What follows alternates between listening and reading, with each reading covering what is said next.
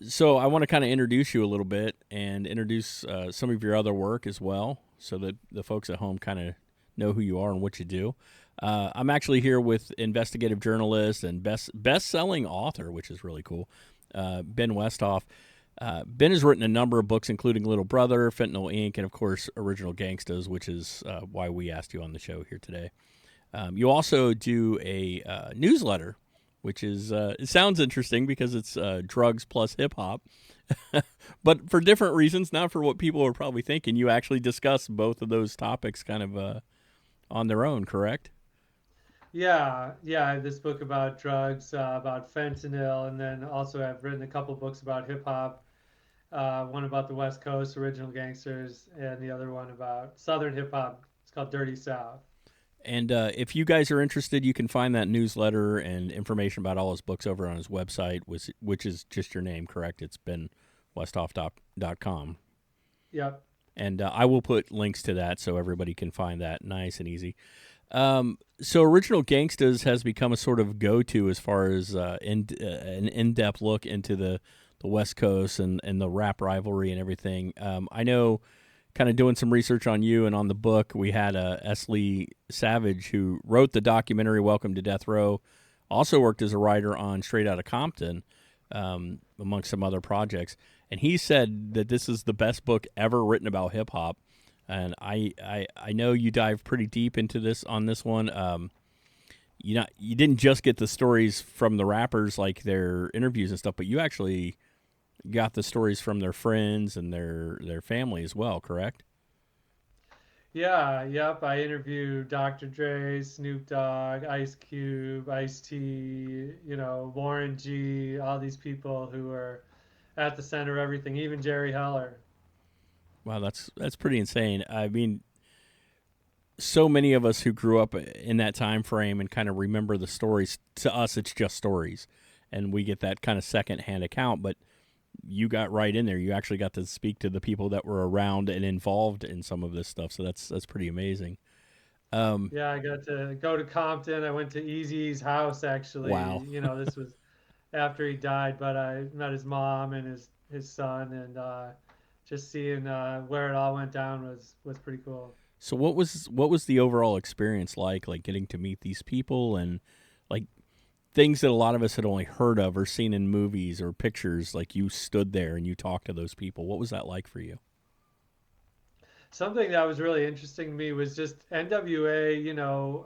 When I was in junior high when they came out, and it seemed like such a scary group and the stuff they talking about, all this like guns and violence and but in person they're really like almost wallflowers. They're really like Dr. Dre has like social anxiety, and Ice Cube is like the nicest person you'll ever meet in your life. And MC Ren too. I talked with him at the Hard Rock Cafe in Palm Springs, where he lives now, and like, it's just these are just guys could have a beer with, and it would just be totally relaxing.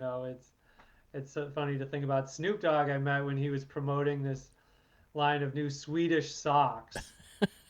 So he had designed these pairs of socks. He was like sitting on this throne, smoking a blunt, modeling these socks, and just completely outside of the sort of gangbanging Long Beach side of him that he came out on. So I think you get that persona, which obviously, if you're going to portray a certain kind of character to sell your music or to sell yourself as that type of musician, they're gonna show that persona a lot.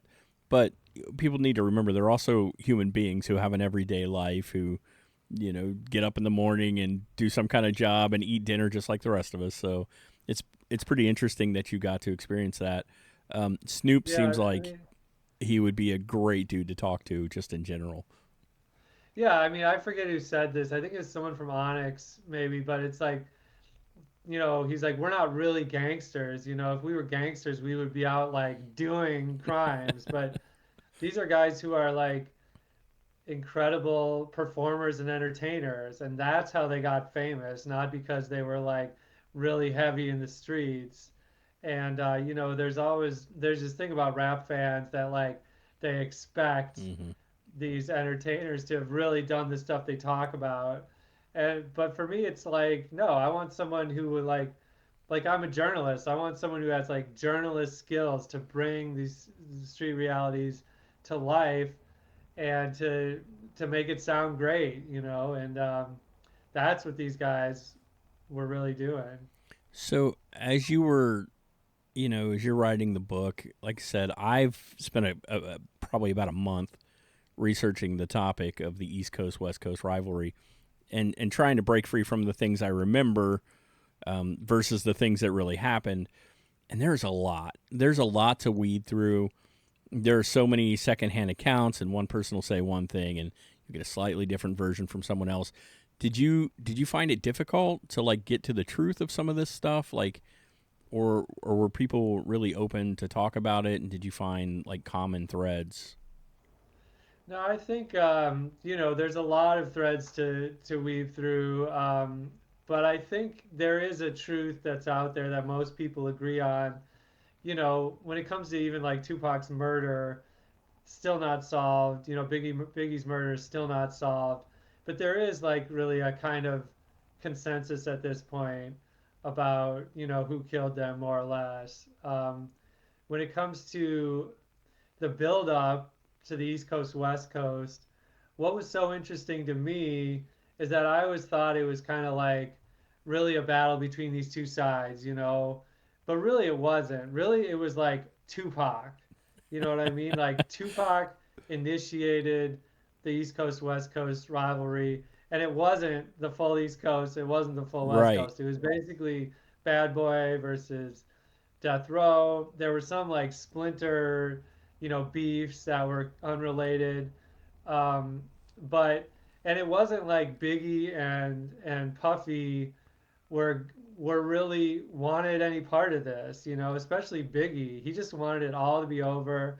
He did kind of shoot back a little bit when Tupac started going after him, but really he only did that you could tell because he felt like he had to, you know, and they were very kind of veiled diss songs, and it was just like Tupac had this bee in his bonnet, you know, and it seems likely that Tupac was off base, you know, but and then the other big misconception I think is that Suge Knight was sort of the guy driving this, you know, and Suge Knight has certainly done a lot of terrible things and you know messed with a lot of people, but he didn't get Tupac into this. Tupac got him into this, and Suge Knight really he and Puffy kind of got along, you know, for a while. They had some problems, but it was really when Suge signed Tupac that Tupac roped him into this battle with Bad Boy, and Suge almost saw it as like his obligation because Tupac was his artist. He was gonna ride with him, and but then once it got going, you know, Tupac tried to get people like Snoop involved. Snoop was like, no, thank you. Dre was like, no, thank you. Lady of Rage didn't want to get into it. I mean, really, Tupac was mostly waging this war by himself. Yeah, it's funny because you say that, and again, I've dove deeper into this in the last month and a half than I ever had looked into it. It was one of those things where you just sort of remember it, and I kind of came to this very similar realization. So when you said that, it kind of hit home because I keep telling the guys we haven't even done the show yet, and I'm like, I don't think it's what people think it was. Like I think it started off as a couple of little diss tracks, and which is probably where it would have stayed. But I feel like there were a couple of players, maybe three, that were kind of pushing it, and some of them, like Little C's, I think he just said stuff, but I don't think it was ever. If you notice the way it started versus how it got later, like all these names started dropping off because I think they were stepping back, going, "Whoa, this isn't what we thought." We were just diss tracking each other, which has been going on forever. And when people started taking it to up a level, I think a lot of people wanted to back out. And it's weird that you said what you said because I felt that. Like I don't think it's. We always talked about the East Coast West Coast rivalry, but is it really? Was it really a rivalry between the East and West Coast, or was it just a couple of people? And that's kind of what I Yeah, I felt mean, like. it's not like anyone in Seattle, cared about this or Right. anything like that. It was, just in case people aren't touched up on how it all got going. It basically got going when Tupac was in prison. First of all, just most people know this, but Tupac is very East Coast. I mean, he was like born in Right. New York, Right. raised in New York. He went to school in Baltimore. He didn't even come out to the West Coast until he was in his late teenage years, and so he went to prison and he was in upstate New York, and right before that, he was shot when he was at this recording studio in New York City, and so the investigator that I talked to doesn't even think Tupac was shot. He, non-fatally that first time at Quad Recording Studios in New York City. He thinks Tupac accidentally shot himself because he Really. had this gun that went off in his pocket. And so then after he was shot, whether it was by himself or whether it was by these guys who accosted him in the studio, he went upstairs. He took the elevator up to where Biggie and um, and Puffy were recording. He'd come because one of their affiliates, he was going to be on his track or something like that. But he says when he arrived to the studio in the elevator, they just kind of looked at him. They didn't try to help him. They didn't show love for him. So basically, he got in his mind that either they knew he was going to be shot, that they set him up, or at the very least, they knew it was coming and didn't say anything to him. Because it's like these guys who accosted him were wearing camouflage fatigues, which I guess was like a big Brooklyn fashion during that era. They were in Manhattan at the time, but he was like, well, these guys are obviously from Brooklyn. Biggie's from Brooklyn. He had to have known. I mean, first of all, Brooklyn is the size of like Chicago. You know what I mean? It has Right. like millions of people there. Right. Like Biggie didn't know every person in Brooklyn, first of all. And even if he did, even if Biggie did sort of know something was coming, it was likely orchestrated by this gangster, and like that Biggie knew. And if Biggie said anything to Tupac, he might have been, shot himself or something. Biggie might have just been like completely fearful for his own life. Who Right. knows? But to me, there's very little reason to think that Biggie had anything to do with it, or even that he had any ill will against Tupac at all. To me, most likely, if he knew something was happening, he would have told Tupac. That's just speculation. But like I was saying, the whole East Coast West Coast thing seemed to get off on this kind of just like mistake by Tupac. Yeah, and like I said, I was a teenager through a lot of this, and I remember you would hear stories like, "Oh, Biggie's people, or Puffy's people, they shot Tupac," and then you hear, "Oh, well, somebody had Tupac shot and somebody had Biggie shot," and you just start putting stuff together. And the media at the time, the news outlets and stuff, they were running with this stuff because why not? I mean, it sounds good, right? But like you said, as you actually read about it and do some deeper digging, you're like, well, that's not exactly what happened. Like there's a little more to the story, and I think people forget Tupac was already involved with some people maybe he shouldn't have been involved with. I know there were a lot of things going on with the sexual assault case, and he had named some names, and people weren't exactly happy with him at that point anyway. And they're really, I don't know, like you said, I don't feel like there was a feud between the two sides so much. I mean, from all accounts, at one time, Biggie and Tupac were friends. Were actually close at one time. So it would seem odd to me, but it's what we heard. Yeah, that's the other point that I think gets lost a lot is that Tupac was kind of like Biggie's mentor, Yeah.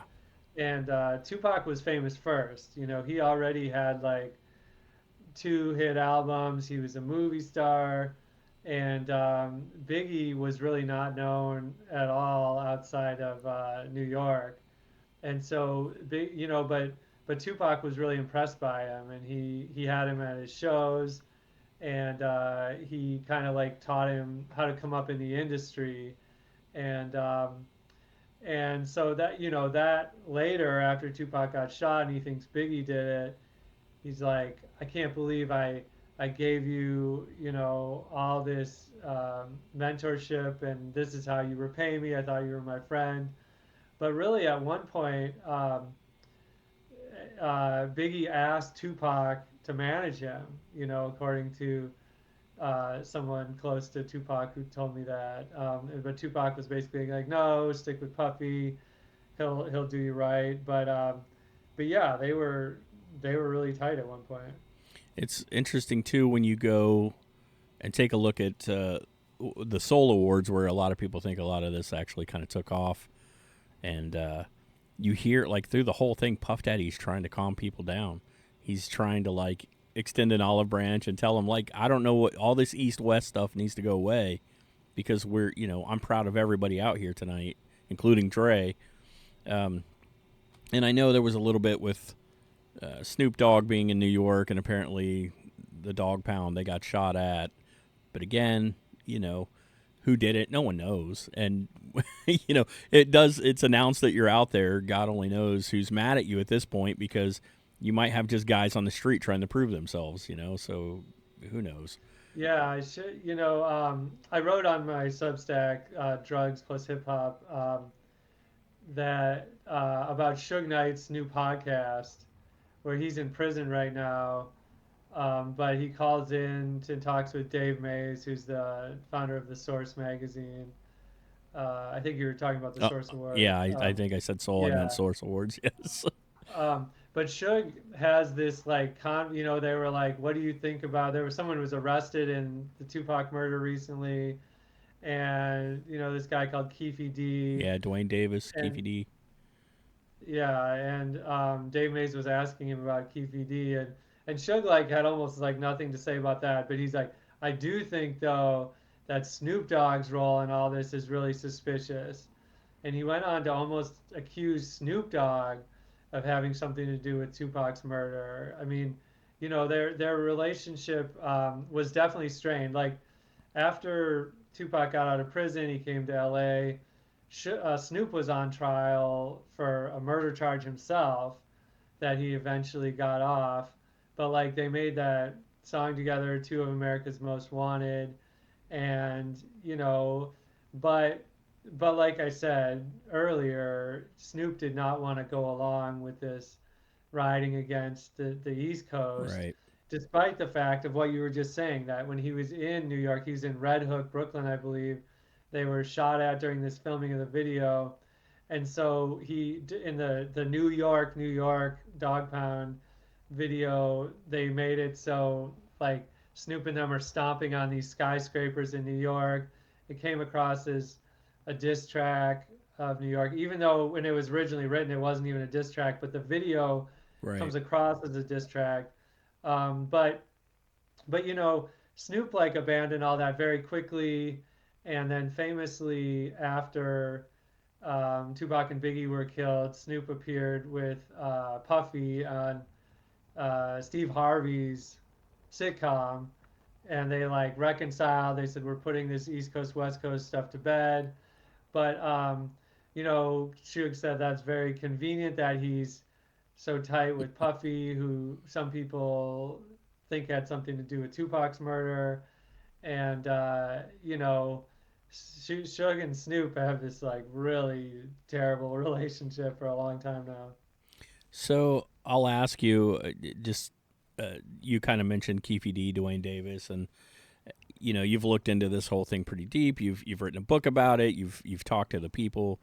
Um, in light of everything, all the news that's come out with the whole Dwayne Davis thing, um, I'll kind of ask your opinion. Do you, on a personal level, do you feel that Tupac's death had anything to do with this, or do you think this was more of a gang retaliation thing, a gang related thing? And the same with Biggie.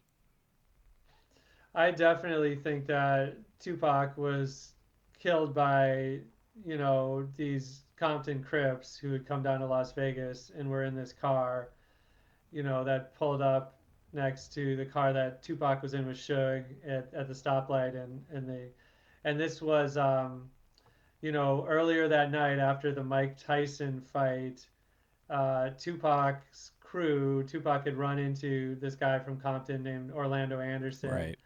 and Tupac was kind of riding with the Bloods, like Suge was his crew was mostly Bloods, and Orlando Anderson was a Compton Crip, and so I don't know, they got in this beef, and then they started beating on Orlando Anderson right there at the MGM Grand. It was all caught on videotape, Right.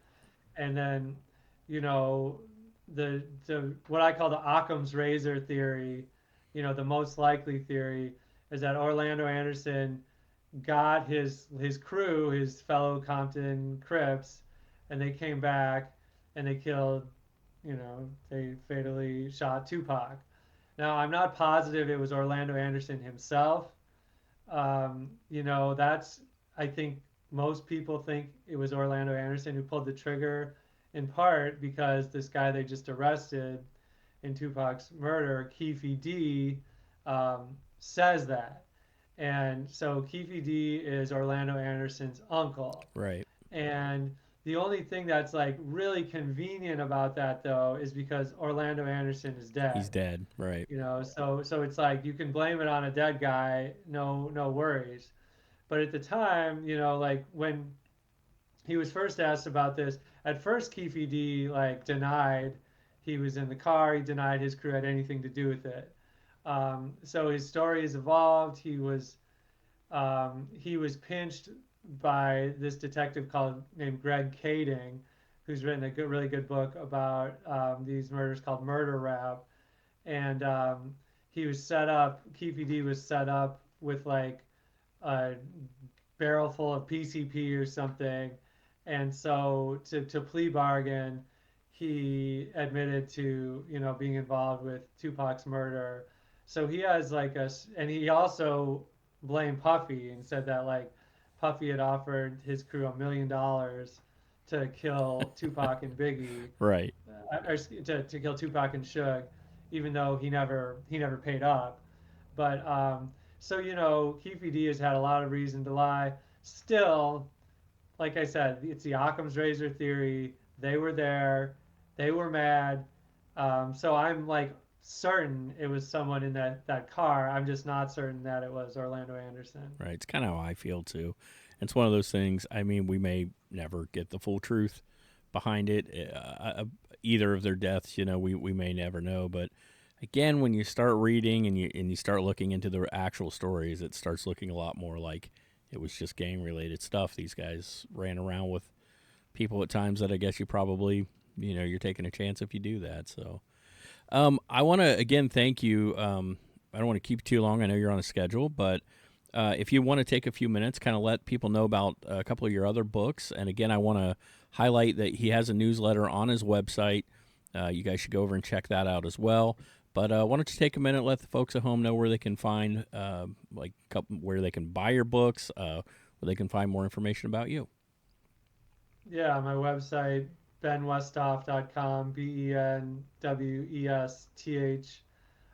benwesthoff.com. My most recent book is called Little Brother.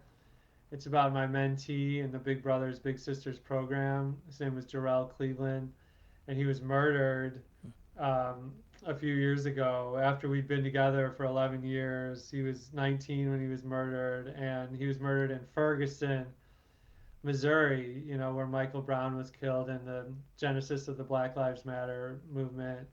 Um, but Jarrell's killing was not solved. The Mm. police never prosecuted anyone, and so I used my skills as an investigative reporter to find out who killed him, Oh, that's and that's that's took this. amazing. It was like a 3-year process, 3-year odyssey of figuring this out. So that book is called Little Brother. My probably best known book is called Fentanyl Inc., and it's about the fentanyl epidemic and how the roots of that. And for that, I went undercover in some drug labs in China Wow. to see fentanyl labs, the first journalist to do that, to uncover these companies that had like hundreds and hundreds of employees selling fentanyl products right there on the internet, and the Chinese government was like subsidizing them, and it's this whole crazy story. Well, again, that's wow, kind of blowing my mind. I want to encourage everyone to go check out his stuff. The praise on I have not read Fentanyl Inc. I'll be honest, I didn't even know about it until I was researching you, and I was like, and same with Little Brother. I mean, they both sound amazing, and the praise that I've read for them thus far and has been wonderful. So I encourage everyone to go check it out. Ben, we really thank you for taking a few minutes to talk with us today. Yeah, if there's anything we can do for you, let us know. We will gladly post links and on our social media and let everyone know where they can find you. All right, very cool. Well, thanks, Jason. It was great to talk to you. You too. Thank you for watching the mixtape. Don't forget to like, comment, and subscribe. Click the bell icon for notifications when new videos come out. And remember to always stay awesome.